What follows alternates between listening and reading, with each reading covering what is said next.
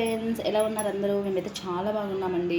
ఇవాళ చిన్నపిల్లలకు కానీ పెద్దవాళ్ళకి కానీ ఇలా దగ్గుతో బాధపడుతున్నారా అలాంటి వాళ్ళకి ఈ టిప్ అనమాట. అమ్మమ్మ కాలం నాటి టిప్పు. ఇది దగ్గాకు దొరకడం చాలా తక్కువ అండి, చాలా రేర్ అండి.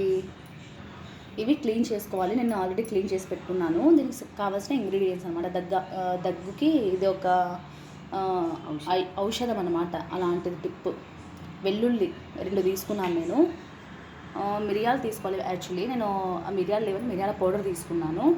చిన్నపిల్లలు దగ్గి పాపం బాధపడుతుంటారు కదా, సో వాటి కోసం నేను ఈ టిప్ చెప్తున్నాను. చిన్నదానికి హాస్పిటల్కి ఎందుకంటే చిన్నపిల్లల్ని తీసుకెళ్ళడము, సో అందుకే ఈ టిప్. నేను ఫస్ట్ లీఫ్ తీసుకొని ఇది మెత్తగా దంచుకుంటాను. ఇందులో లీఫ్ అండ్ వెల్లుల్లి మిరియాల పౌడర్ అన్నీ వేసి ఇలా మెత్తగా దంచుకున్నానండి.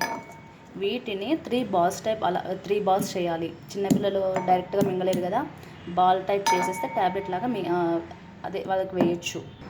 ఇలా చిన్నగా 3 బాల్స్ చేసుకోవాలండి. ఇది పిల్లలకి, పెద్దవాళ్ళు అయితే అలానే మింగొచ్చు, ఇంత సన్నగా కూడా అవసరం లేదు.